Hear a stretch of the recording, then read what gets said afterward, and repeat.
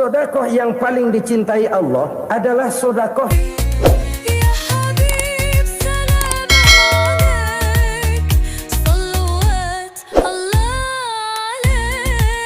Sodakoh yang paling dicintai Allah adalah sodakoh yang disembunyikan. Artinya jauh dari sifat riya. Kan kadang-kadang ada orang sedekah itu disebutkan namanya. Apa tidak bagus? Kalau memang niatnya ikhlas, ya bagus-bagus saja. Untuk memberikan sugesti kepada yang lain. Di Fulan bin Fulan nyumbang sekian, diumumkan. Boleh kalau niatnya untuk memberikan rangsangan kepada yang lain supaya dia menyumbang lebih besar dari orang tadi. Tapi kalau itu mendatangkan riya, maka sodakoh yang paling dicintai Allah adalah sodakoh yang disembunyikan. Tangan kiri saja tidak tahu apa yang diberikan oleh tangan kanan. Sodakoh yang dilakukan dengan ikhlas akan merupakan perbendaharaan surga, tersembunyi dari pandangan orang lain, tidak seorang pun tahu. Karena memang sikap yang baik adalah melupakan kebaikan dan mengingat kesalahan. Itu salah satu ciri orang bahagia. Orang yang selalu mengingat kesalahannya dan berusaha melupakan segala kebaikannya.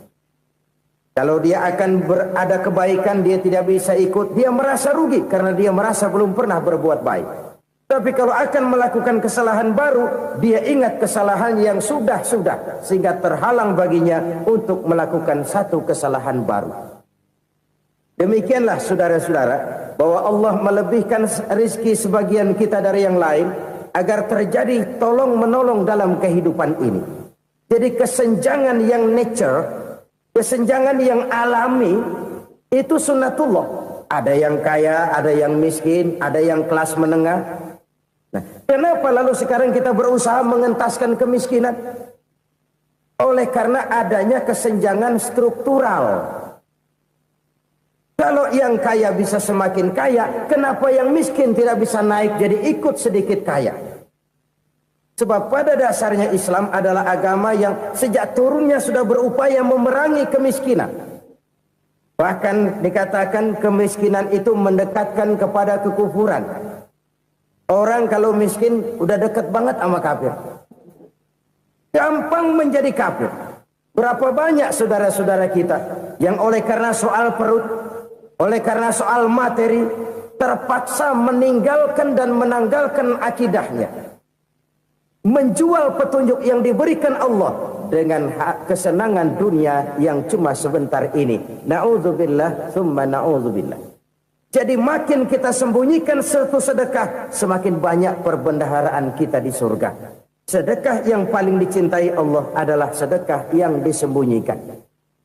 Malahan ada seorang sufi, dia punya kebiasaan kalau pergi sholat Jumat, dia bawa uang. Itu uang dia taruh di bawah tikar masjid. Dia niat sedekah kepada siapa saja yang nemuin itu duit. Maksudnya apa? Supaya yang nemuin nggak tahu siapa yang punya duit. Demikian dia saking ingin menyembunyikan sedekahnya. Karena sifat riya itu bisa memakan amal kita sendiri. Riya itu termasuk menyebut-nyebut kebaikan kita. Orang yang suka nepuk dada, sedikit-sedikit ngitungnya kalau nggak gua. Tuh kalau nggak gua tuh. Tuh yang belas itu kalau nggak gua, kalau nggak gua. Iya kalau nggak lu kenapa emang? Orang yang suka menepuk jasad. Tuh, biasanya memang begitu saudara-saudara. Kalau perang lagi berkecamuk, orang nggak sempat ngaku jadi pahlawan. Tapi begitu perang selesai, yang kagak kenal bedil ngaku pahlawan, mas. Itu sesuatu yang biasa. Oleh karenanya, orang-orang yang ikhlas dalam bersedekah, disembunyikannya sedekah itu, Allah cinta betul. Malahan ada hadis memberikan jaminan, inna sedaqatal mar'il muslimi tazidu fil umri wa tadfa'u mitatas su'i. Sesungguhnya sedekahnya seorang mukmin tazidu fil umri, bisa menambah umur panjang. Wa tadfa'u mitatas su'i, dan menyelamatkan manusia dari mati secara su'ul khatimah. Jadi siapa yang kepengen panjang umur, banyaklah sedekah. Yang bosan hidup, pelit terus. Sedekah menambah panjang umur dan menyelamatkan manusia dari mati secara su'ul khatimah. Pak, katanya umur itu nggak bisa ditambah, nggak bisa dikurangin. Kapan? Kalau ajal sudah datang. Wa idza jaa ajaluhum la yastakhiruna sa'atan wa la yastaqdimun. Kalau ajal datang tidak bisa dimajukan, tidak bisa dimundurkan. Itu kalau ajal sudah datang. Tidak bisa lagi umur ditambah dikurangi, sudah datang. Tapi kalau belum datang, itu kan haknya Allah. Mau ditambah, mau dikurangi, hak prerogatif Allah. Sebagai pencipta manusia, Allah maha kuasa dan maha mampu. Sedekah ini menambah panjang umur dan menyelamatkan manusia dari mati secara su'ul khatimah. Itu orang mati kan sama ya, kondisinya mati, nggak nafas. Tapi hakikat mati kan lain-lain. Ada yang mati itu husnul khatimah, baik akhirnya. Misalnya lagi ngaji mati, lagi sholat mati, lagi sedekah mati. Ini yang dinamakan dengan husnul khatimah, baik di akhirnya. Sebaliknya ada yang su'ul khatimah, jelek di akhirnya. Ini yang jadi catatan akhir. Lagi nyekek botol, mampus. Lagi banting kartu, modar.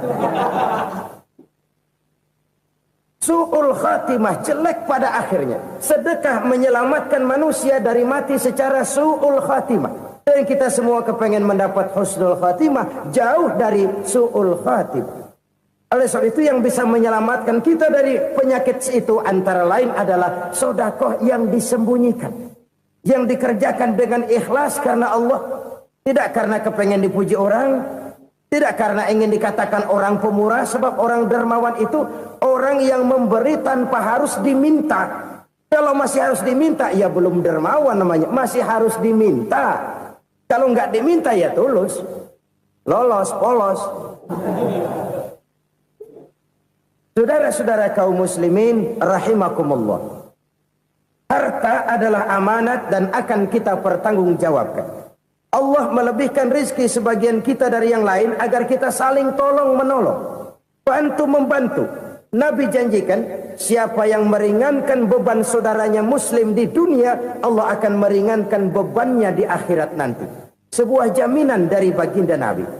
Si orang yang kita bantu barangkali tidak bisa membalas, Allah yang akan membalas lewat jalan lain yang tidak pernah kita sangka-sangka. Ada orang tanya, Pak, ini ada orang nyumbang masjid sambil marah-marah, bagaimana?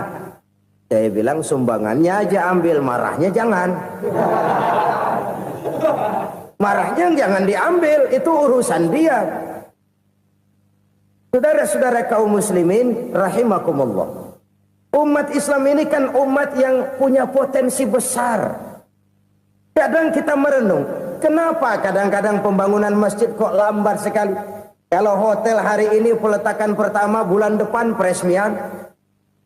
Supermarket hari ini peletakan batu pertama, minggu depan peresmian. Tapi kalau sudah yang namanya masjid, kadang-kadang peletakan batu pertama sekaligus jadi batu terakhir. 3 tahun, 4 tahun, campur nebar jalak di jalanan, duit dijaring kayak ikan sepat. Apa tidak ada orang Islam yang kaya? Banyak. Apa tidak ada pengusaha muslim yang jadi konglomerat? Ada. Lalu yang belum banyak itu yang komit terhadap nilai-nilai agamanya. Akhirnya kita jatuh jadi umat yang lemah. Belum ada pengusaha konglomerat muslim buka pabrik supermi cap beduk misalnya umpamanya atau pabrik kecap cap sorban supaya identitas keislamannya sedikit kelihatan. Kita jatuh jadi umat yang lemah karena potensi tidak terinventarisir dengan baik. Kita ini ibarat kompor yang cuma matengin nasi orang lain. Potensi kita dimanfaatkan oleh orang lain. Ukhuwah Islamiyah kita baru terbatas kepada silaturahmi. Ukhuwah di bidang ekonomi kita lemah, ukhuwah di bidang kebudayaan kita lemah, apalagi ukhuwah di bidang politik kita lebih rapuh lagi. Padahal ukhuwah itu adalah totalitas kehidupan manusia, menyangkut ipoleksos bud, memerlukan nilai-nilai ukhuwah. Jadi oleh karena itu mari kita menyadari di dalam harta kita, walaupun kita yang cari pergi pagi pulang sore peras keringat banting tulang, di sana ada harta anak yatim, di sana ada hak masjid, di sana ada hak pesantren, di sana ada hak jihad. Berbahagialah seseorang apabila dia oleh Allah dijadikan keran. Keran itu menyimpan air, tapi tidak untuk dirinya, tapi disalurkannya kepada mereka yang memang memerlukannya. Saudara-saudara kaum muslimin rahimakumullah, ini yang pertama. Jadi perbendaharaan surga adalah menyembunyikan sedekah. Orang lain nggak tahu, kita pun nggak pernah ngitung-ngitung. Kita anggap lewat begitu saja, padahal itu deposit akhirat. Satu. Yang kedua, perbendaharaan surga itu apa? Wa kitmanul musibah, menyembunyikan kesulitan. Kadang orang takut menghadapi kesulitan, tapi makin kita merenung, hidup ini kan sebenarnya urusan. Takut sama urusan, ya jangan hidup.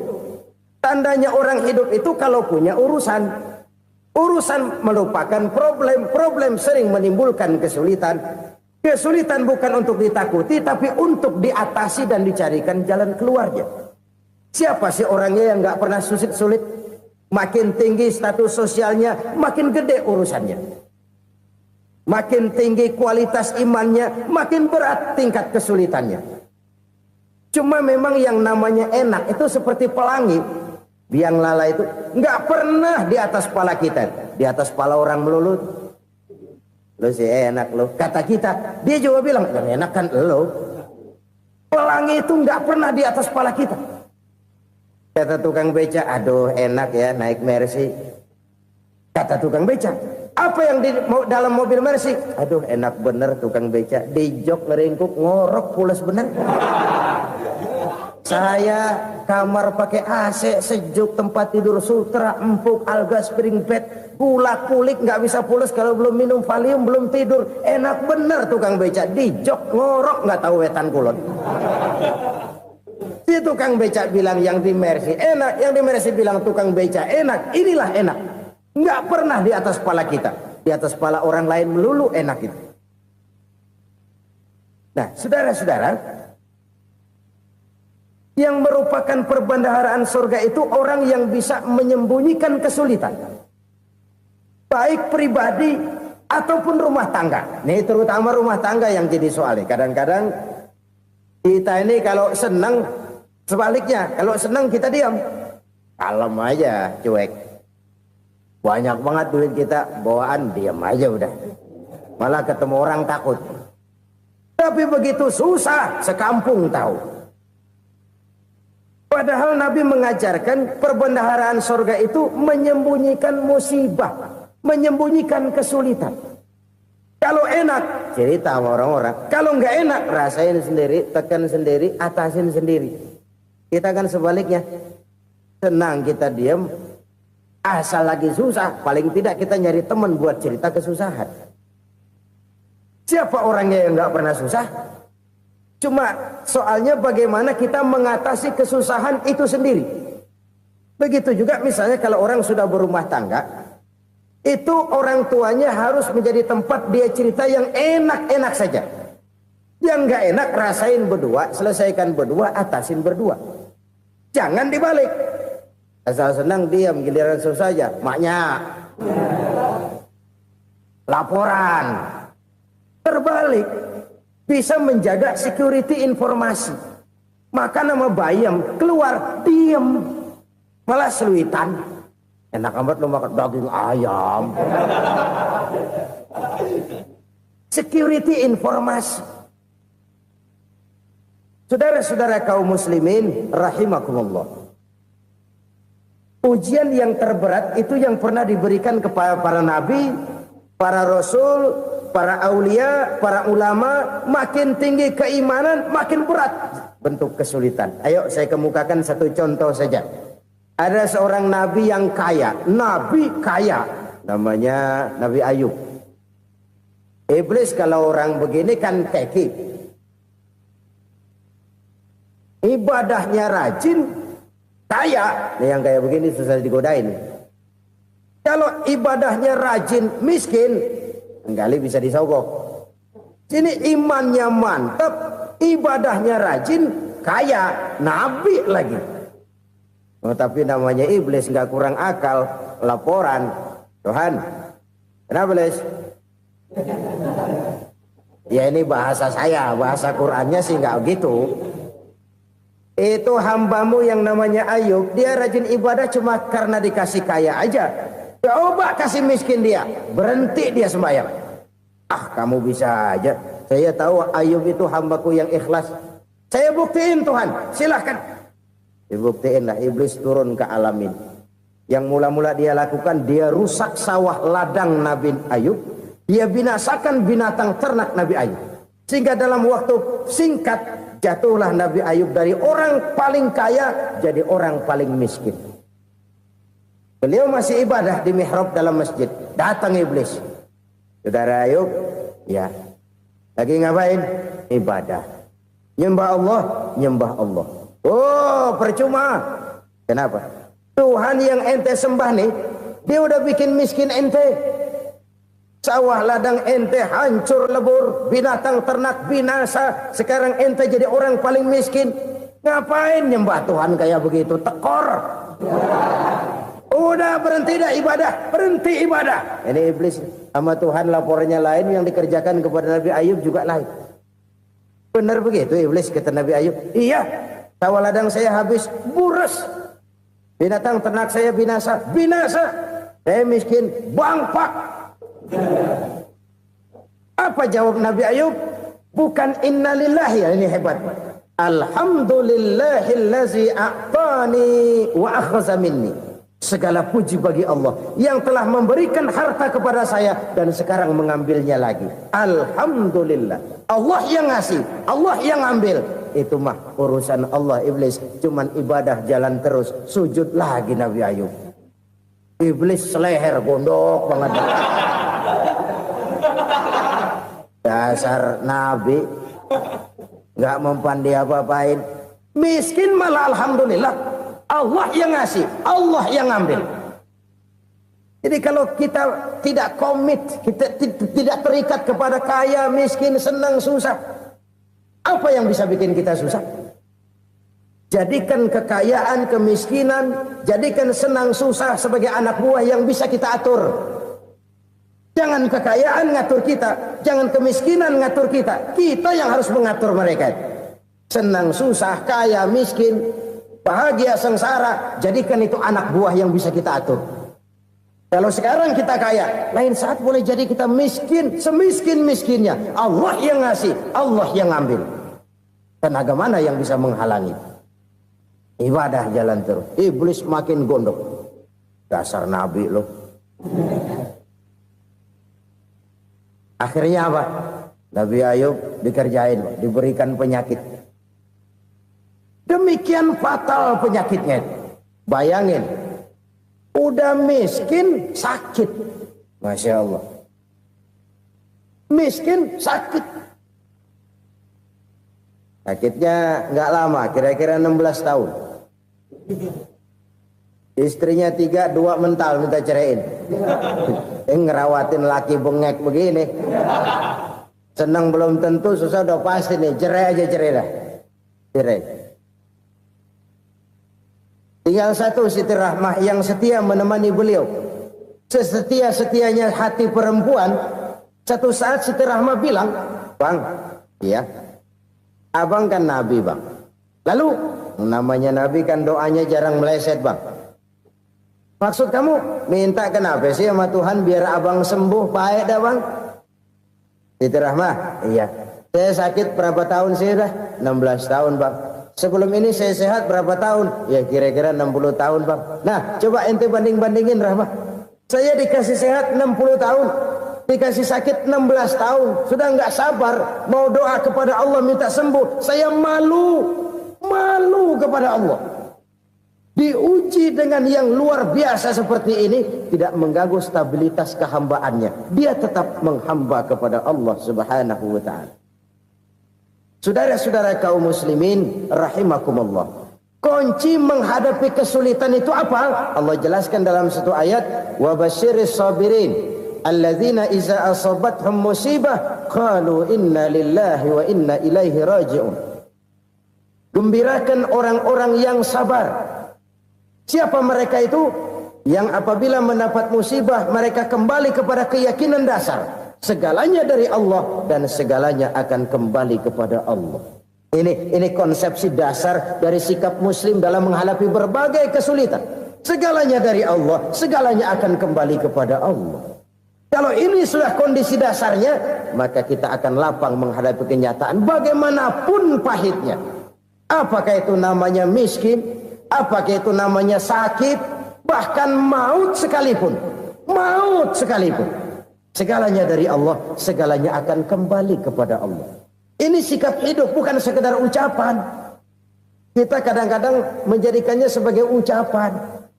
Mulutnya sehingga berhenti, innalillahi wa inna ilaihi raji'un, tapi nangisnya terus gerung-gerungan. Bukan itu, ini kesadaran moral. Kalau segalanya dari Allah, segalanya kembali kepada Allah, kan sebenarnya cuma nunggu giliran. Hari ini saya nyembayangin dia, entah hari apa saya disembayangin orang. Hari ini saya antar dia ke kubur, entah hari apa orang nganterin saya ke kubur. Hari ini saya tahlilkan dia, entah nanti kapan orang tahlilkan saya. Segalanya dari Allah, segalanya akan kembali juga kepada Allah. Oleh sebab itu saudara-saudara, kesulitan bukan untuk ditakuti. Kesulitan justru untuk diatasi, dicarikan jalan keluarnya. Dan tidak ada orang yang tidak pernah mendapat kesulitan. Tidak ada. Semakin tinggi status sosial, semakin tinggi kualitas keimanan, semakin besar juga tingkat kesulitan. Hanya saja bagaimana cara kita mengatasinya. Dan Al-Quran menyatakan, inna ma'al usri yusra. Di balik kesulitan itu pasti ada kemudahan. Roda itu berputar. Karena itu Rasulullah Sallallahu Alaihi Wasallam mengingatkan kepada kita, ta'arraf ilallahi firraha ya'rifka fisyiddah. Ingatlah kepada Allah di waktu kamu senang, supaya Allah ingat kepada kamu di waktu kamu susah. Kalau waktu senang kita ingat kepada Allah, kita susah, Allah tidak akan meninggalkan kita. Tapi kalau waktu senang kita jauh dari Allah, sujud tidak sempat, dengan masjid jauh, ketika senang kita lupakan Allah. Nanti begitu kita susah, Allah lupakan kita. Dan itu menyakitkan. Oleh karena itu orang-orang tua kita dulu bilang, kalau lagi sehat ingat-ingat lu bakal sakit nanti. Kalau lagi kaya ingat-ingat satu saat kita bakal jatuh miskin. Bahkan kalau lagi muda ingat-ingat kita bakal tua. Dan yang terpenting, kalau lagi hidup ingat-ingat kita bakal mati. Saudara-saudara kaum muslimin rahimakumullah. Jadi yang kedua yang merupakan perbendaharaan surga, menyembunyikan musibah. Saudara-saudara kaum muslimin rahimakumullah. Hal ketiga yang merupakan perbendaharaan surga adalah wasilatur rahmi. Orang yang suka bersilaturahmi. Sebagaimana yang kita maklum bahwa manusia adalah makhluk yang disebut zon politika.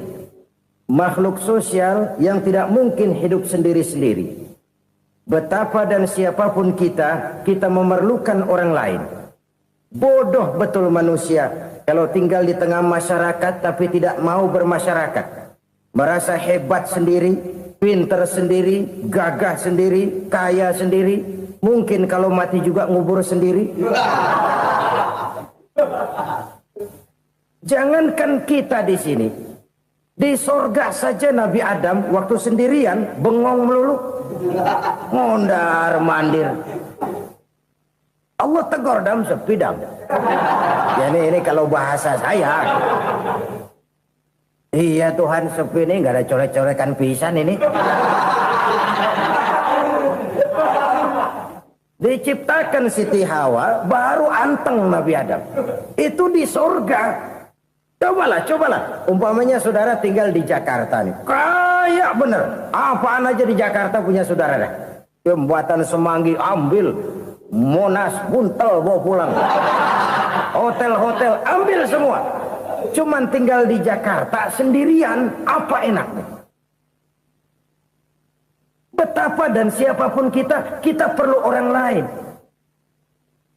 Tidak ada seorang pun yang bisa memenuhi kebutuhan hidupnya secara sendiri-sendiri. Nah, Islam telah menyelamatkan manusia dari ras diskriminasi, mengikat manusia dengan persaudaraan yang berlandaskan kepada akidah. Karena itu dianjurkan bersilaturahmi.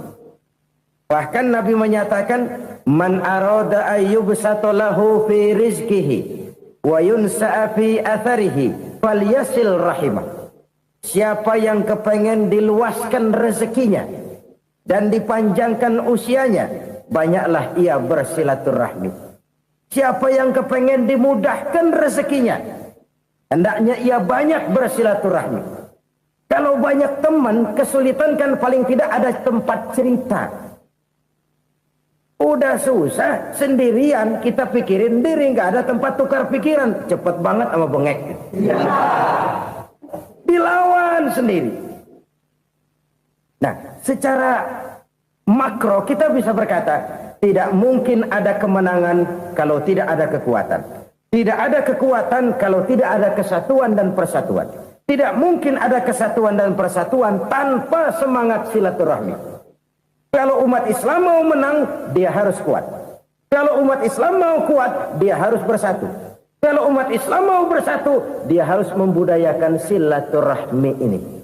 Bahkan sampai-sampai kata Nabi, kalau bisa cari nilai tambah. Apa? Silman qata'ak. Bersilaturahmilah kau kepada orang yang marah denganmu. Masya Allah, indahnya ajaran agama kita.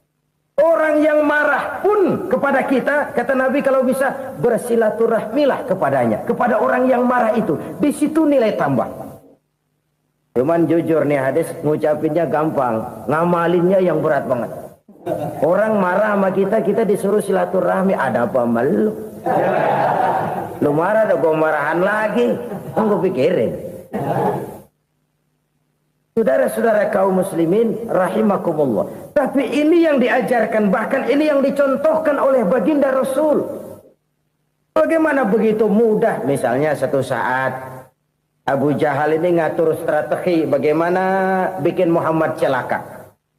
Dia gali lubang di depan tempat tidurnya. Dia tutupin daun korma. Terus dia panggil seseorang, ke sini. Kasih tahu Muhammad, pamannya sakit keras, minta ditengokin. Berangkat orang ini ke sana. Muhammad, labbaik. Pamanmu sakit keras, dia minta ditengokin. Baik, saya akan datang menjenguk beliau. Berangkatlah Nabi ke rumah Abu Jahal tanpa prasangka apapun. Abu Jahal udah pasang setil, selimut 3 rangkap setengah dia pakai, persis kayak orang meriang. Tapi sembari ngintip dari balik selimut, begitu Muhammad buka pintu, nah masuk perangkap nih. Muhammad jalan menuju tempat pembaringan. Makin lama makin dekat, makin lama makin dekat, makin dekat ke lubang yang dipasang oleh Abu Jahal itu. Dalam hati Abu Jahal, terus dah jatuh, mampus dah lo ini. Mampus lo hari ini. Apa yang terjadi? Malaikat Jibril datang. Muhammad, pamanmu cuma pura-pura sakit. Di depan tempat tidurnya ada lubang perangkap supaya kamu jatuh ke situ. Sudah, kamu pulang. Balik kanan Nabi. Sudah hampir jatuh ke lubang, balik kanan, pulang. Bayangin kecewanya Abu Jahal. Muhammad dikit lagi, Muhammad dikit lagi. Enggak paman, saya pulang aja. Emosi bangun dari tempat tidur, enggak sadar kalau lagi pura-pura sakit. Lompat ngejar Nabi, dia lupa dengan lubang yang dia gali. Usrak, nyemplung sendiri ke dalam lubang.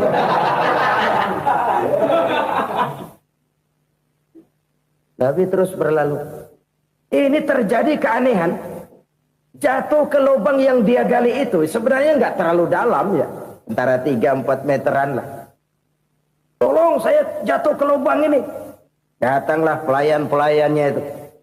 Angkat saya dari sini. Oh, yang ngulurin tambang. Satu gulung, belum juga nyampe itu tambang. Kurang, beli lagi ke warung. Sambung, ulur lagi, nggak juga bisa sampai. Wah ini kerjaan Muhammad ini. Tolong siapa salah seorang kamu ke rumah Muhammad, kasih tahu encangnya kecebur. Minta ditolongin. Sampaikan kepada Rasul. Kenapa? Pamanmu jatuh ke lubang, Muhammad minta tolong diangkatin. Tambang udah nyambung-nyambung nggak nyampe juga. Ya, nanti saya datang saya tolong. Coba. Nyata-nyata orang berniat jahat mau mencelakakan dia. Datang dia menolong. Ini yang disebut air tuba dibalas air susu ya ini. Bukan sebaliknya. Air tuba dibalas air susu. Paman, kecebur ya? Iya Muhammad, tolong ini. Pegang tangan saya. Nabi ulurkan tangannya. Nyampe. Dipegang oleh Abu Jahal. Diangkat ke atas. Sampai atas. Apa kata Abu Jahal? Sihirmu memang hebat Muhammad. Udah ditolongin dikata sihir. Yang enak kita kemplang kan itu orang begitu. Urusan apa? Tapi inilah akhlak. Kalau bisa kamu bersilaturahmilah dengan orang yang marah kepadamu sekalipun. Orang marah kita tetap baik. So, kalau kita berbuat baik sama orang yang memang baik, rasanya sih biasa-biasa aja. Orang baik kita baik lagi, ya draw aja, belum ada nilai tambah di situ. Baru ada nilai tambah kalau kita bisa berbuat baik kepada orang yang nyakitin kita. Itu namanya kita setingkat di atas dia. Dia sakitin kita, kita berbuat baik sama dia. Dia pelit sama kita, kita baik sama dia. Dia marahin kita, kita deketin dia. Di situ kita punya nilai tambah. Jadi siapa yang ingin diluaskan rezekinya kata Nabi dan dipanjangkan umurnya, hendaklah ia banyak-banyak bersilaturahmi. Sederhana sebenarnya silaturahmi. Tapi silaturahmi membangkitkan semangat kesatuan dan persatuan. Kesatuan dan persatuan melahirkan kekuatan. Dalam matematika, 1 ditambah 1 pasti 2. Tapi di tengah masyarakat, 1 orang takut ditambah 1 orang takut, hasilnya jadi 2 orang setengah berani. Kenapa setengah berani? Karena udah berdua. Tadi pan takut sendirian. Kalau dia kumpul turu-turu takut lah jadi berani. Kita yang lemah, kita yang tidak berdaya, kita yang miskin, kalau mau kompak bersatu, apa yang nggak bisa kita kerjain? Apalagi tinggal di kota besar, pilihan cuma 2, bertahan atau minggir. Bertahan atau minggir. Untuk bisa bertahan harus mampu bersaing. Untuk mampu bersaing harus punya keahlian. Keahlian harus ditunjang dengan pendidikan. Ditambah oleh kekompakan sebagai umat. Udah miskin mencar mulu, orang injek kita. Orang nggak pandang urusan apa yang malu. Oleh karena itu silaturahmi pada hakikatnya merupakan roh dari ukhuwah yang diajarkan oleh agama kita. Bagaimana Islam menyelamatkan masyarakat manusia dari ras diskriminasi, mengikat manusia, dan tidak ada persaudaraan yang lebih indah selain persaudaraan yang diikat dengan nilai-nilai akidah. Sepanjang orang di jalan Allah, itulah saudara kita. Keluar dia dari jalan Allah, selesailah persaudaraan sampai di situ. Karena itu, kalau ingin menyimpan sesuatu di surga, banyaklah bersilaturahmi. Datang ke rumah ini, datang ke rumah itu, dan lain sebagainya. Itu simpanan kita di akhirat nanti. Ini yang ketiga. Saudara-saudara, yang keempat, perbendaharaan surga itu apa? Wa qawlu la hawla wa la quwwata illa billah. Ucapan la haula wa la quwwata illa billah. Ibadah kan ada yang berat, modalnya besar. Bangun masjid berat, modalnya besar. Bangun rumah sakit berat, modalnya besar. Ada ibadah yang berat tapi modalnya ringan. Misalnya puasa. Puasa itu berat, mengendalikan nafsu. Kalau sekedar nggak makan nggak minum sih enteng, mengendalikan nafsu itu jihad terbesar. Tapi kan modalnya ringan, cuma niat saja. Ini ibadah berat, modalnya ringan. Ada ibadah yang ringan, modalnya juga enteng. Seperti termasuk ucapan la haula wa la quwwata illa billah. Tanpa sadar, la haula wa la quwwata illa billah, nyelengin tuh di surga. Nyelengin kita nggak terasa, nyelengin simpenan akhirat. La haula wala quwata illa billah, nyimpan lagi. Kaget, la haula wala quwata illa billah, nyimpan lagi. Banyak simpenan. Walaupun sebenarnya yang dimaksud di sini adalah kesadaran batin bahwa tidak ada daya dan kekuatan kecuali Allah. Itu intinya. Kita memulai pekerjaan disunahkan baca bismillah, kan begitu? Apa itu? Kesadaran moral bahwa ini saya bisa kerjakan. Saya kerjakan ini dengan menyebut nama Allah. Kenapa? Kalau Allah tidak memberikan daya dan kekuatan, mana mampu saya kerjakan ini. Maka saya kerjakan ini dengan menyebut nama Allah. Bismillah. Kesadaran moral. Manusia hanya wajib berusaha, tapi nggak pernah wajib berhasil. Banyak hal-hal yang kalau kita renungkan secara rasio nggak mungkin, tapi jadi kenyataan. La haula wala quwata illa billah. Tidak ada daya dan kekuatan kecuali bagi Allah semata-mata. Kesadaran moral akan kelemahan dan keterbatasan makhluk bernama manusia. Kadang kita kagum dengan otak, tapi kita sering lupa sama yang bikin otak. Padahal bagaimanapun hebatnya otak, yang bikin otak pasti lebih hebat dari otak. Nggak percaya, silahkan otak-otakan. Inilah kecenderungan. Kita kagum dengan pesawat-pesawat mutakhir, bukan main, besi gede banget terbang itu. Alangkah hebatnya. Lalu apa yang bikin otak tidak lebih hebat dari itu semua? Kita puji laut, apa yang bikin laut tidak lebih hebat dari laut itu? La haula wala quwata illa billah. Tidak ada daya dan kekuatan kecuali Allah. Apa yang bisa kita lakukan kalau tidak karena daya dan kemampuan yang diberikan oleh Allah kepada kita? Lahirlah sikap tawadu, rendah hati, tidak melonjak menjadi angkuh dan sombong, sadar akan kelemahan dan keterbatasan diri. Sebagai makhluk yang diciptakan oleh Allah Subhanahu wa taala. Jadi satu sisi ini ucapan yang berpahala, la haula, jadi wiridan. Pada sisi lain ini kesadaran moral, sikap mental, kesadaran batin bahwa yang punya daya dan kekuatan itu cuma Allah. Kita nggak pantas untuk sombong. Sebab sombong itu pakaiannya Allah. Kita nggak sedang pakai pakaian Allah, kegedean. Dan makin kita renungi, makin terbentur. Apa sih yang bisa kita sombongin? Kita mau sombong apa? Kaya? Pintar? Itu kan semua relatif. Di atas langit masih ada langit lagi. Jadi oleh karenanya, marilah kita menyadari. Manusia hanya wajib berusaha, tapi tidak pernah wajib berhasil. Yang berusaha saja tidak wajib berhasil, apalagi yang tidak berusaha. Islam bukan agama orang pemalas yang selesai sholat lalu endelohom, nggelenggem ayem-ayem. Tapi Islam bukan agama orang sombong yang setelah berusaha lalu tidak memerlukan Allah. Kita bisa saja bikin proyeksi, tahun sekian kita bakal panen besar menurut perhitungan otak. Tapi ada kejadian lain. Apa? Tikus ngambek. Habis itu dimakanin tikus, panen gagal. Proyeksi rasional gagal oleh tikus-tikus yang ngambek itu. Bisa saja terjadi. Tahun depan kita panen besar, urung. Kenapa? Musim panas panjang. Dan sekarang ini koran-koran bikin berita musim mengalami penyelewengan. Bukan cuma manusia yang nyeleweng sekarang. Musim pakai nyeleweng. Mestinya kan musim hujan udah selesai. Masih hujan-hujan juga. Musim. Nah sekarang kita boleh bikin proyeksi. Kita bakal panen besar. Tahu-tahu musim panas panjang. Sawah retak, air kering. Cari teknokrat yang paling botak. Suruh pendekin tuh musim panas. La haula wa la quwata illa billah. Inilah kesadaran moral. Saudara, saya teringat satu saat ada seorang konglomerat. Umurnya ya kira-kira 70-an.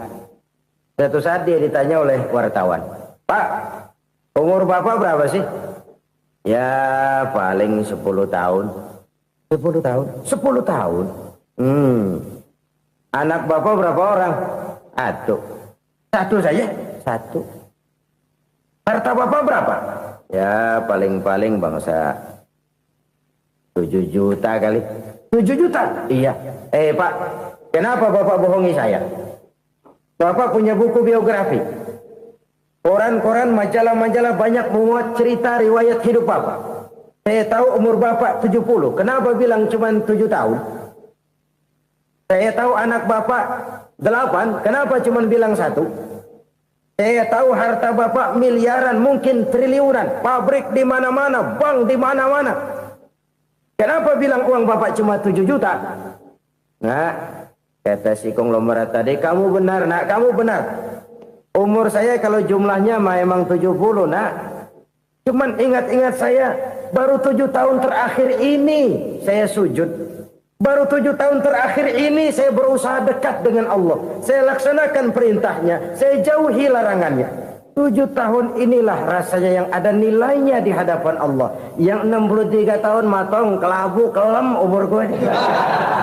Habis untuk maksiat, untuk munkarat. Maka ketika ditanya tadi, umur saya 7 tahun itu. Oh begitu Pak. Oh iya. Lalu anak Pak. Anak bapak kan 8. Kenapa bilang cuma 1? Nah, kalau jumlah hitungannya memang anak saya 8. Tapi dari 8 orang ini rasanya cuma 1 nih. Yang bakal jadi buah hati, belahan jantung. Pelanjut cerita, penerus sejarah. Bakal jadi anak soleh yang akan mendoakan saya. Cuma 1 rasanya anak saya ini yang bakal jadi buah hati saya. Besar-besaran saya. Yang akan mendoakan di kubur saya. Yang akan mendoakan di akhirat saya. Yang 7 orang mana? Masya Allah. Yang satu tenggeng. Yang satu nyekek botol mulu. Yang itu nggak karu-karuan. Makanya saya bilang 1 anak saya yang akan bisa mendoakan saya. Oh begitu Pak. Iya. Nah harta Pak, harta bapak kan triliunan. Pabrik bapak di mana-mana. Uang bapak hampir di tiap bank-bank besar. Kenapa bilang cuma 7 juta? Betul kau nak. Harta saya kalau jumlahnya memang miliaran, triliunan mungkin. Tapi yang saya ingat baru 7 juta tuh yang saya belanjakan di jalan Allah. Saya nyumbang masjid. Saya santuni yatim piatu. Saya bantu pembangunan pesantren. Saya bantu pembangunan rumah sakit Islam. Itu yang akan saya bawa pulang ke akhirat. Yang 7 juta itu. Yang triliunan itu nanti akan diperebutkan oleh anak-anak saya sebagai waris saya. Jadi harta saya 7 juta itu yang bakal nemenin saya di akhirat. Yang akan saya bawa pulang jadi teman saya. Saudara-saudara kaum muslimin, jangan-jangan orang tua itu adalah kita-kita ini. Jangan-jangan kita-kita ini adalah orang tua itu. Jangan-jangan itu potret dari diri kita masing-masing. Dari sekian umur yang diberikan Allah, berapa tahun yang ada nilainya di hadapan Allah. Dari sekian anak-anak yang merupakan amanah, berapa yang akan mendoakan kita sebagai orang tuanya menjadi anak soleh. Dari sekian banyak harta yang diberikan Allah, berapa yang akan kita bawa pulang menghadapnya nanti, yang kita belanjakan di jalan Allah. Ini sebuah potret kehidupan. Karena itu kita kembali kepada la haula wa la quwwata illa billah. Kita wajib berusaha, kita wajib berikhtiar. Selebihnya segala daya dan kekuatan hanya milik Allah saja semata-mata. Satu kesadaran batin dari setiap pribadi muslim. Setelah ia berusaha dan berikhtiar, ia menyerahkannya kepada Allah Subhanahu wa ta'ala. Jadi satu sisi ini merupakan wiridan ucapan yang mengandung pahala. Pada sisi lain ini merupakan sikap batin dari seorang muslim di dalam ia menghadapi realitas kehidupan ini. Saudara-saudara kaum muslimin rahimakumullah. Kalau ini kita jadikan satu basis kehidupan, maka ini akan menyelamatkan manusia dari kemungkinan tergelincir menjadi orang yang lupa diri dan lupa darat. Sebab itu Imamul Ghazali berpesan, jadidis safinah fa innal bahra amiq wa khuziz zad fa inna safara ba'id wa khaffifil hamla fa innal hamla sadid. Perbarui selalu kapalmu karena lautan sangat dalam. Bawa bekal yang banyak karena perjalanan ini sangat jauh. Ringankan beban karena kebanyakan beban akan menyakitkan. Alangkah indah kalimat ini Alangkah dalam makna yang terkandung di sana. Perbarui selalu kapalmu karena lautan sangat dalam. Apa artinya ini? Jaga mentalmu baik-baik. Pelihara imanmu baik-baik. Karena hidup penuh cobaan. Seperti lautan. Kita kalau berlayar di lautan kan kadang-kadang tenang. Angin bertiup sepoi-sepoi basah. Jika malam datang bintang gemintang bertabur menghias cakrawala. Rembulan memantulkan sinarnya dengan indah. Dalam keadaan begitu berlayar enak. Tapi lain saat ombak menggunung, halilintar menyambar, angin topan bertiup. Berapa banyak sudah saudara-saudara kita yang tenggelam di lautan dunia. Tanpa sadar bahwa dia belum sampai kepada pantai yang akan dituju. Berapa banyak sudah saudara-saudara kita yang tenggelam di lautan dunia ini tanpa sempat bangkit lagi. Dia menyangka sudah sampai kepada tujuannya. Hati-hati kapal jangan sampai bocor karena lautan sangat dalam. Iman ini jaga baik-baik karena hidup penuh dengan ujian. Wa khuzizat fa inna safara ba'id. Bawa bekal yang banyak karena perjalanan sangat jauh. Saudara mau ke Bandung, bawa duit.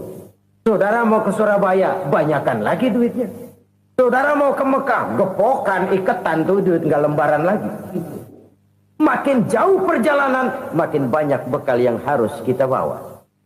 Kalau saudara dari Jakarta mau ke Surabaya, kagak bawa duit berangkat juga, itu sih bukan berani namanya, nekat.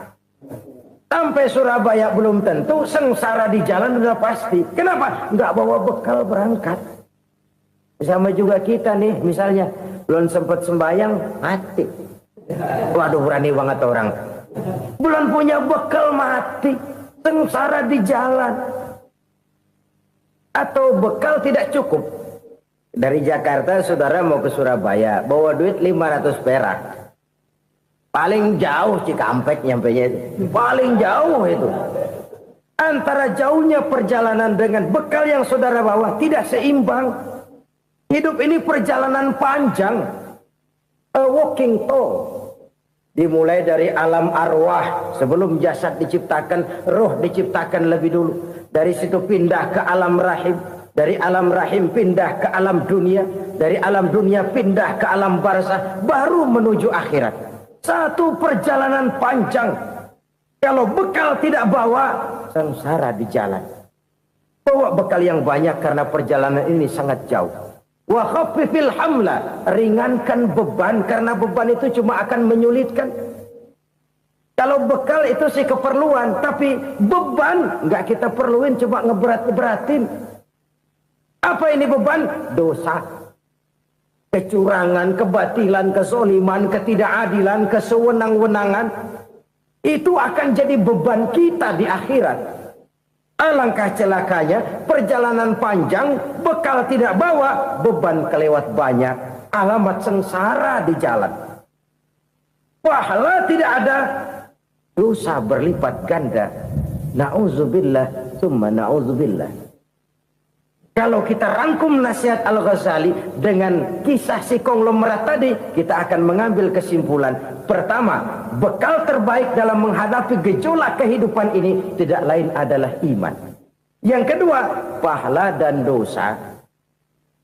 Dua hal kontroversial. Pahala adalah bekal, dosa adalah beban. Tapi kita sekarang kan tidak begitu terangsang kepada yang abstrak. Orang berlomba mencari yang konkret-konkret saja. Yang real. Kalau memang dosa, benjol dong. Kira-kira begitu. Kira-kira begitu. Persis orang Yahudi dulu.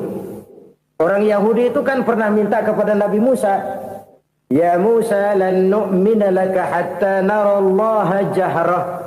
Musa, kami nggak bakal mau beriman kepada Allah kalau belum kami lihat Allah ada nongkrong di depan kami. Kalau memang Tuhan ada, taruh dong di depan kami. Mau yang konkret-konkret saja. Kalau memang dosa, benjol dong. Kalau memang pahala, berasa dong.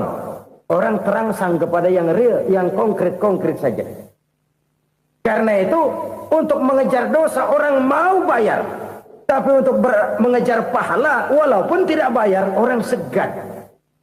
Ini yang dikatakan oleh Nabi, kamu mengharapkan ke surga tapi kamu berat melaksanakan sesuatu yang bisa membawa kamu ke surga.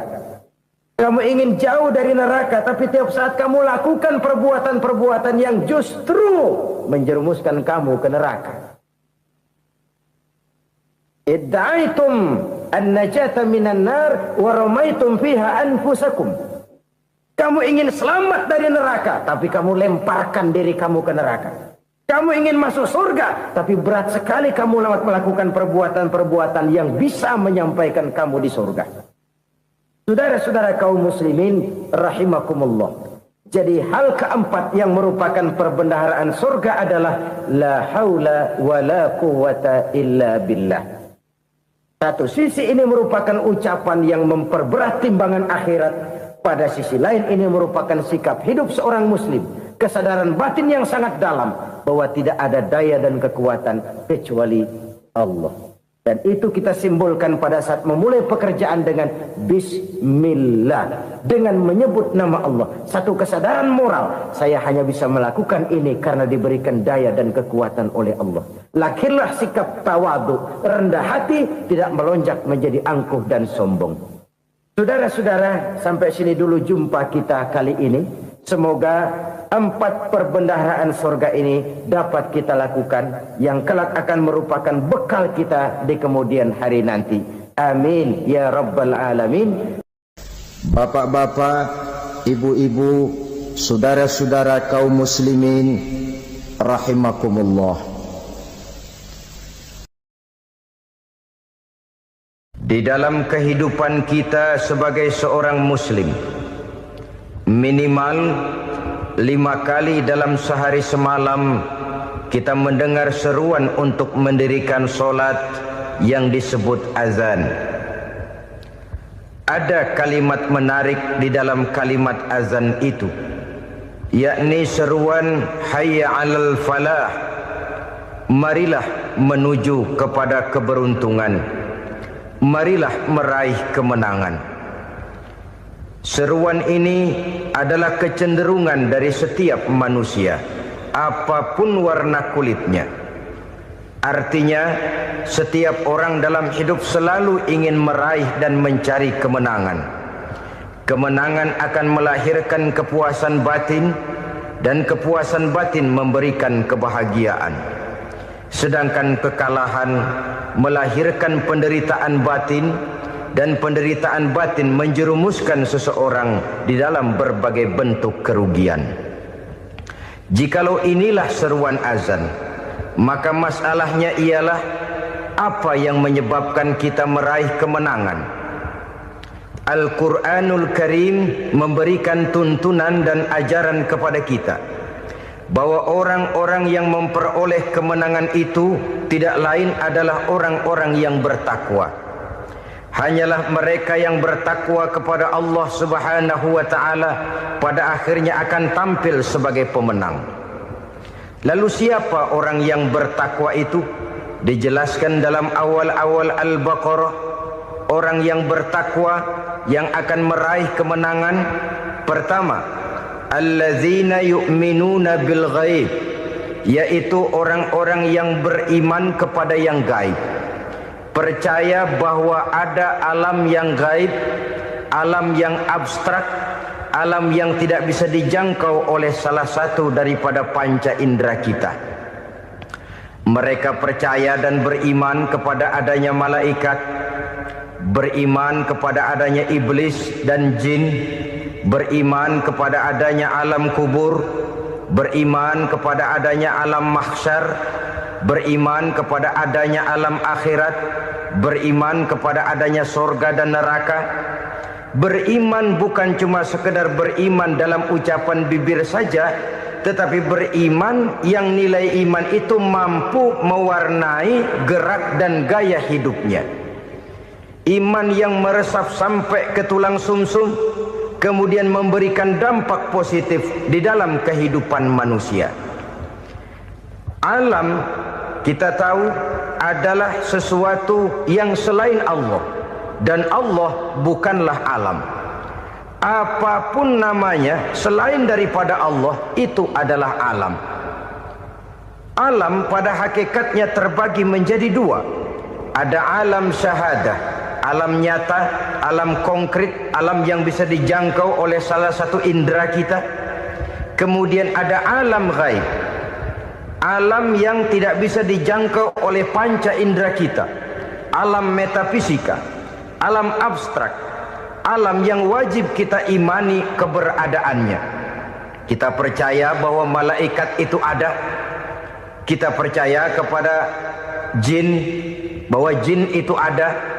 Kita percaya kepada adanya iblis dan setan.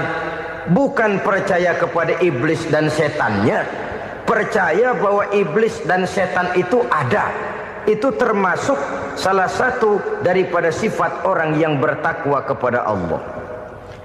Saudara-saudara kaum muslimin rahimakumullah, kecenderungan pembangunan yang lebih bersifat materialistis biasanya menggeser aspek kehidupan rohani. Orang berpikir empiri, dan dalam pola pikir yang demikian maka alam gaib tidak lagi mendapat perhatian. Aspek kehidupan yang bersifat rohaniah malah mulai ditinggalkan.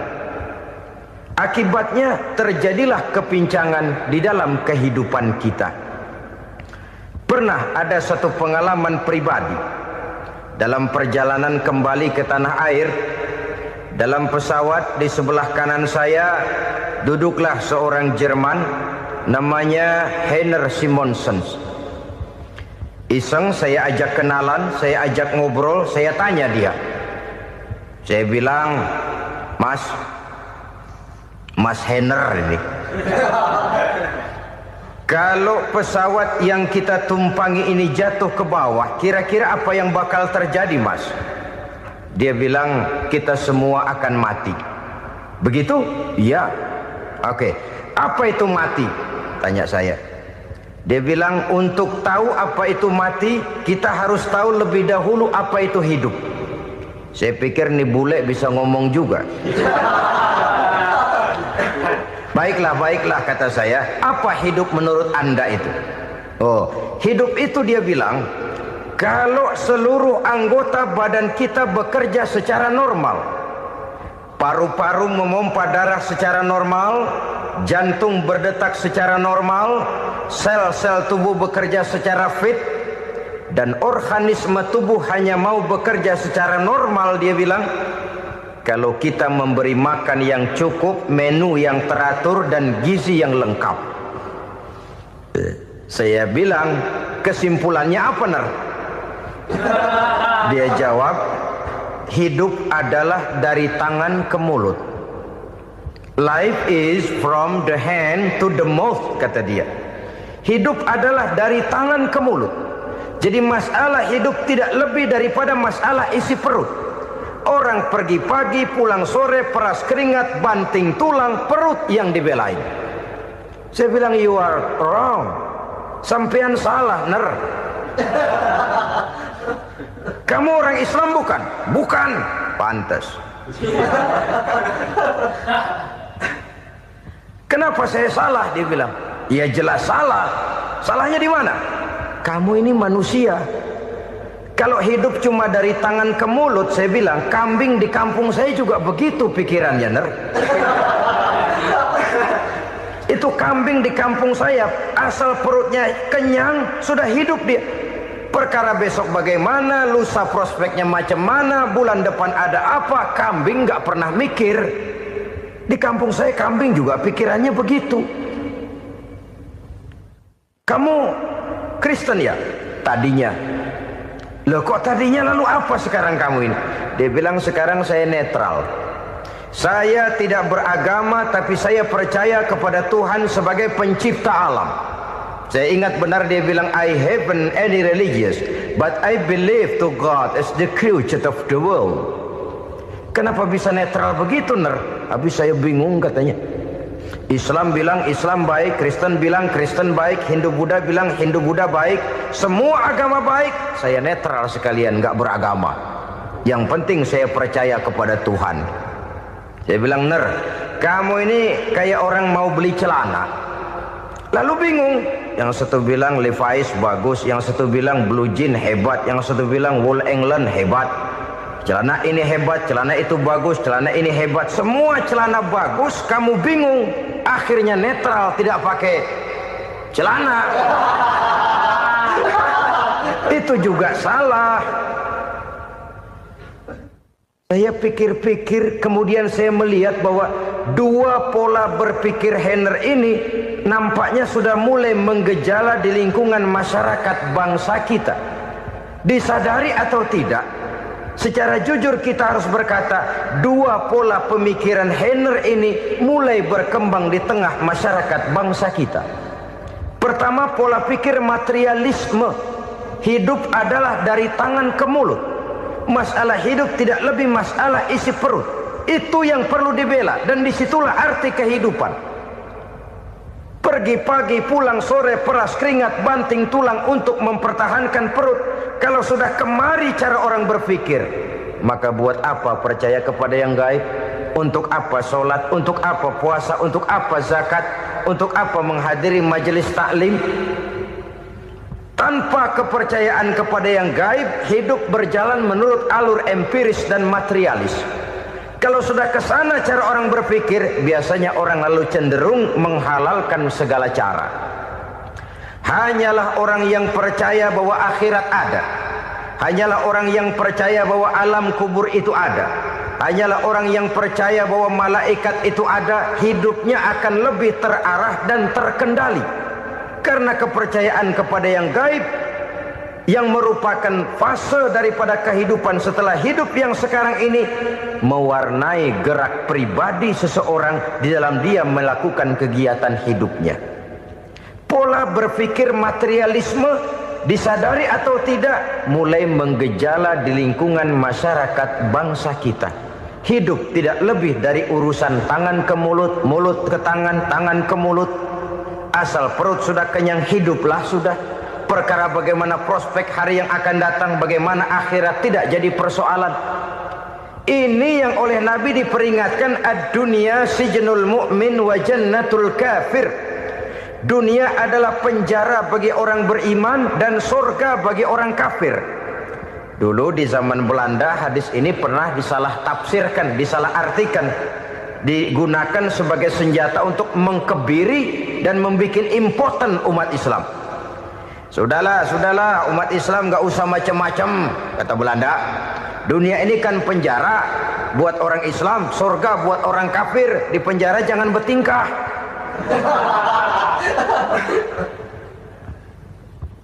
Pengertiannya tidak begitu. Dunia adalah penjara bagi orang mukmin. Artinya dalam kehidupan dunia seorang mukmin tidak bebas memperturutkan hawa nafsunya. Di penjara hawa nafsunya itu. Sebaliknya surga bagi orang-orang kafir. Buat orang kafir, surgalah dunia ini. Mereka bebas memperturutkan hawa nafsunya. Dilarang tidak terlarang, dicegah pun tidak tercegah. Mereka hidup menurut alur bisikan nafsu mereka sendiri. Kemudian bila ajal datang, maut merenggut nyawa, selesailah surganya sampai di situ. Maka bagi orang-orang yang tidak percaya kepada adanya akhirat, kepada adanya alam gaib, surganya sebatas umurnya. Sekali lagi, surganya sebatas umurnya. Bila umur selesai, ajal pun datang merenggut nyawa, selesailah sudah surganya sampai di situ.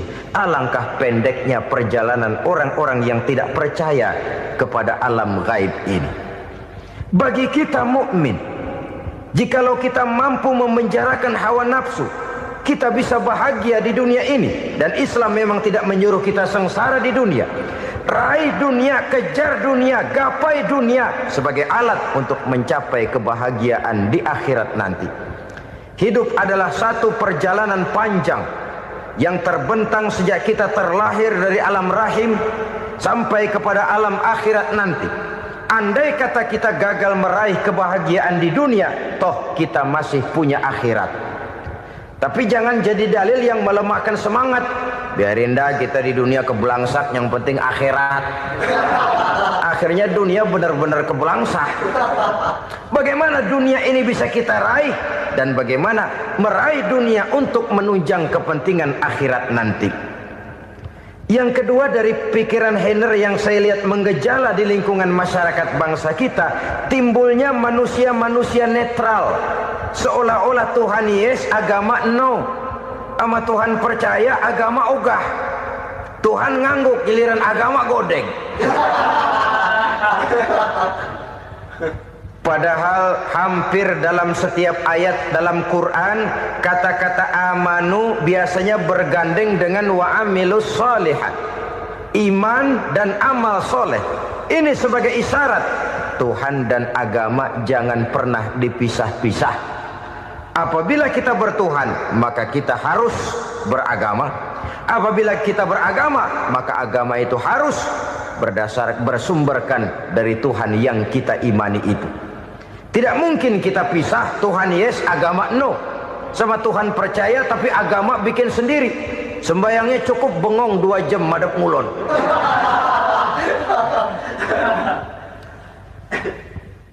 Saudara-saudara kaum muslimin rahimakumullah. Jadi dengan demikian, agama yang kita akui merupakan unsur mutlak di dalam pembangunan sekarang ini, merupakan bagian dari kehidupan yang menuntun kita bahwa di balik alam nyata ini, di balik alam syahadah ini ada alam gaib. Dan mudabbir, murabbi, yang mengatur, yang menguasai, yang memelihara baik dia alam nyata, baik dia alam gaib, tidak lain adalah Allah Subhanahu wa ta'ala. Di sana ada satu super power, satu maha kekuatan yang kita perlu bersandar kepadanya.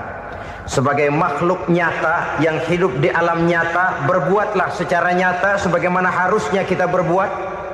Karena Islam jelas bukan agamanya orang pemalas. Islam jelas bukan agamanya orang yang mengajarkan setelah selesai sholat boleh duduk, nggelenggem ayam-ayam, ndelohom, menghitung bintang di langit sambil menunggu keajaiban. Tidak. Islam adalah agama yang mengajarkan apabila sholat sudah selesai kamu kerjakan, bertebaranlah di permukaan bumi, cari karunia Tuhanmu. Jangan hidup berpangku tangan menunggu keajaiban, karena hidup bukan undian. Jangan berharap untung besar tanpa mau peras keringat. Tapi di sebalik itu toh kita juga harus yakin bahwa di sisi usaha nyata yang kita lakukan ada satu super power, satu maha kekuatan gaib yang menentukan berhasil dan tidaknya usaha kita. Kepercayaan kepada hal semacam inilah yang mendorong kita untuk mempunyai sandaran vertikal, agar jikalau usaha ini berhasil, kita tidak lupa diri dan lupa daratan. Jikalau usaha ini gagal, kita tidak putus asa dan buruk sangka, tidak cupik pandangan dan sempit hati, tapi mampu melihat persoalan dengan kacamata putih sambil husnuzon kepada Allah Subhanahu wa ta'ala. Kita percaya malaikat itu ada. Ada yang namanya raqib dan atid, mengawasi gerak hidup kita sampai kepada gerak hati kita. Ini memberikan sugesti agar kita berhati-hati, tidak sejengkal tanah pun kita bisa berlindung dari pengawasan raqib dan atid. Ada munkar nakir yang akan menyoal kita di alam kubur. Ada malaikat Malik, penjaga neraka. Ada malaikat Ridwan yang menjaga surga. Kita percaya kepada adanya jin, kita percaya kepada adanya setan, iblis. Percaya kepada adanya, bukan mempercayai si setan, si iblis lalu menjadikannya sebagai teman. Tidak. Percaya bahwa mereka itu ada dan merupakan makhluk Allah yang gaib yang diciptakan Allah Azza wa Jalla. Kepercayaan kepada alam gaib memberikan motivasi terhadap gerak lahir manusia, sehingga dengan motivasi kepercayaan kepada yang gaib, gerak lahir jadi lebih terarah, jadi lebih terpelihara. Pernah seseorang bertanya, "Pak, apakah adanya akhirat bisa dibuktikan secara ilmiah?" Saya bilang tidak bisa, tidak bisa. Kenapa? Karena yang berangkat nggak pernah pulang kembali lagi. Kalau dia pulang kemari bisa kita tanya bagaimana enak di sono. Cuma secara moral saya katakan, lebih beruntung orang yang percaya kepada akhirat daripada yang tidak. Sekarang saudara percaya akhirat ada, lalu saudara baik-baik di dunia, sholat, puasa, zakat, menolong orang lain, menebarkan kebajikan. Saudara mati, andai kata akhirat tidak ada, toh dalam hidup saudara sudah berbuat baik, paling tidak nama saudara akan dikenang sebagai orang baik. Sebaliknya, saudara percaya, kata saya, bahwa akhirat tidak ada, lalu hidup semau-maunya, tenggelam dalam maksiat dan munkarat, menentang Allah, tidak mau ruku dan sujud. Lalu saudara mati, kemudian akhirat ada, ayo mau apa? Bekal tidak punya.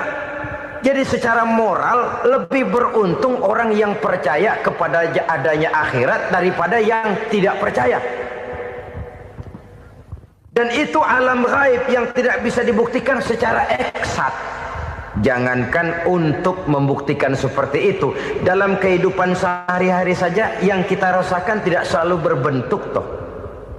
Angin, bagaimana sih bentuknya angin? Kita tidak tahu. Merah, buktinya kalau dikerok merah. Yang merah itu kulit, yang kulit kita bukan anginnya. Sakit, rasa sakit itu ada, tapi bagaimana bentuk sakit kita nggak pernah tahu. Kalau kita makan cabai pedas, bagaimana bentuk pedas itu tidak ada, tapi rasa ada. Bentuk pedas hijau, cabainya bukan pedasnya.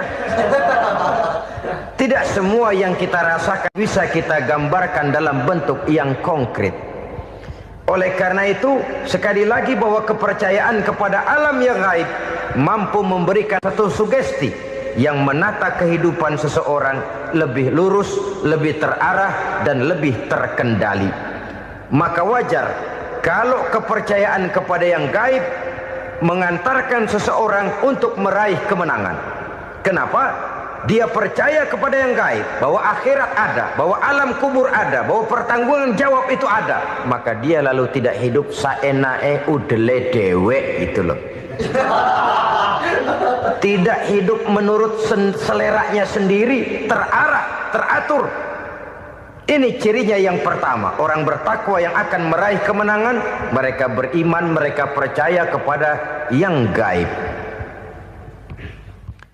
Bahkan hal-hal konkret saja selalu berangkat dari yang gaib. Saudara-saudara, para remaja, para pemuda sekarang ini tidak pernah tahu toh siapa yang akan jadi teman hidup saudara.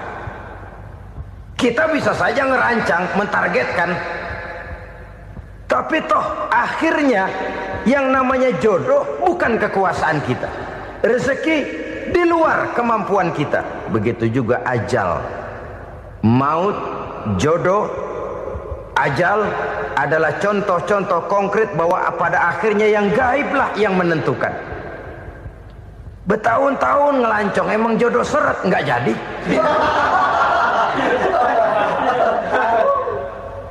Begitu kenal baru setengah malam nginep ditangkap hansip kan.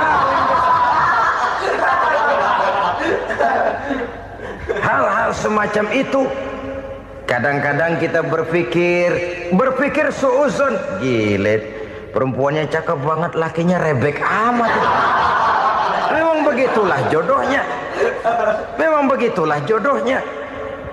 Saudara hadirin ma'asyiral muslimin yang saya hormati, jadi hal-hal yang konkret saja kita yakini sepenuhnya ditentukan oleh satu superpower yang gaib itu tadi. Dari sanalah segala ketentuan itu berangkat dan kesanalah segalanya akan kembali. Maka kepercayaan kepada yang gaib meluruskan gerak hidup seseorang dan itu akan mengantarkan dia kepada meraih kemenangan. Satu. Yang kedua, wa yuqimuna shalah. Orang bertakwa yang akan meraih kemenangan itu adalah orang-orang yang mendirikan sholat. Kenapa sholat mengantarkan orang untuk meraih kemenangan? Yang jelas, inna sholata tanha anil fahsya'i wal munkar. Sholat mampu mencegah manusia dari perbuatan keji dan munkar. Banyak filsafat hidup yang terkandung di dalam solat ini. Sejak kita wudhu sampai kita menghadap ke arah kiblat, sampai kita melakukan gerak-gerak solat, bacaan-bacaan yang ada di dalam solat, lalu sampai kepada mengucapkan salam. Banyak filsafat hidup yang terkandung di dalam solat. Umpamanya saja, setelah takbiratul ihram, mulai kita dengan solat dalam posisi berdiri. Diajarkan dalam kitab-kitab fikih agar kita melihat ke arah tempat sujud. Ini kan filsafat kehidupan. Kalau kamu solat dalam posisi berdiri, lihat tempat sujud. Jangan solat mata jelalatan, sebab nanti bisa mengurangi kekhusyuan. Jadi wajar kalau yang dikatakan bahwa yang paling afdol adalah shaf yang di depan. Kenapa? Secara harfiah pengertiannya akan lebih mengundang kekhusyuan. Kenapa? Kalau kita di shaf paling depan di masjid umpamanya paling banter kita lihat tembok. Tapi kalau kita shaf di tengah atau di belakang, orang-orang di depan kita pun akan kelihatan. Yang bajunya loreng, yang bajunya genggang, yang bajunya macam-macam. Kita lihat, kadang-kadang kita pikirin, ada yang bajunya bolong. Kita sholat tapi dalam hati, nih orang bajunya robek yang nggak tahu apa.